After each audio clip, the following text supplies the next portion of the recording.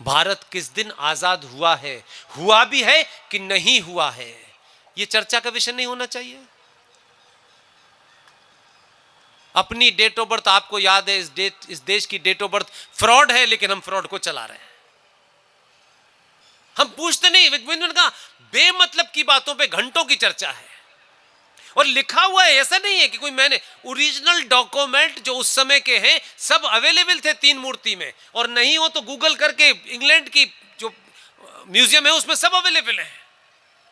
लेकिन हमको तो महान कोई आत्मा आके कह गए हैं, उन्होंने महात्मा मान लिया है और वो चल रहा है तो वही चला रहे हैं। नेहरू जी ने 2 सितंबर 1946 लॉर्ड वॉविल के सामने यूनियन जैक झंडे के नीचे भारत के प्रधानमंत्री की शपथ ली थी।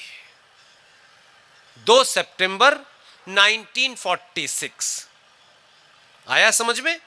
और तीसरी बात, ये जो एक कैच है हल्का सा, ये आपको इसलिए बता रहा हूं कि इस कैच की डेट नहीं बताई किसी ने।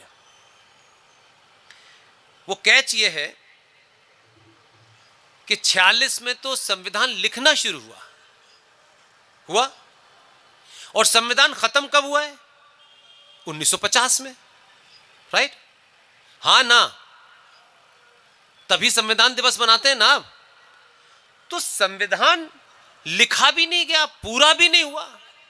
अभी तो सिर्फ कॉन्स्टिट्यूशन असेंबली भी है, देश में कोई पार्लियामेंट नहीं बनी। तो मेरा प्रश्न सिंपल सा यह है कि भारत विभाजन की तैयारी चल रही है। अप्रैल, मई, जून, जुलाई,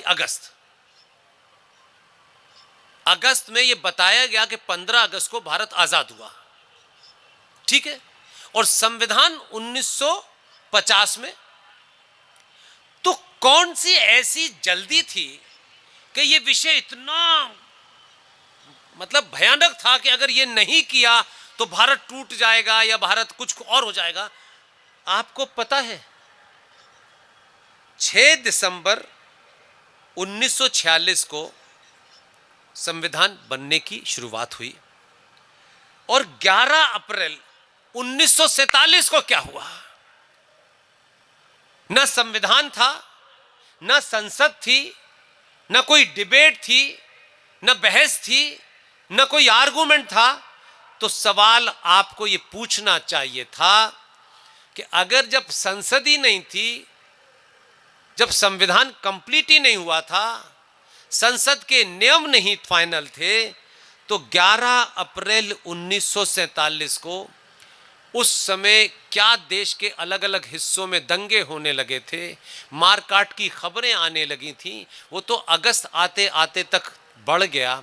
ऐसी विकट परिस्थिति में ऐसा कौन सा भूचाल आने वाला था, ब्रह्मांड टूटने वाला था कि आपने 11 अप्रैल 1947 को उसके अंदर, अभी पार्लियामेंट शुरू नहीं हुई है, संविधान सभा के अंदर 11 अप्रैल 1947 को आप एक बिल लेके आए।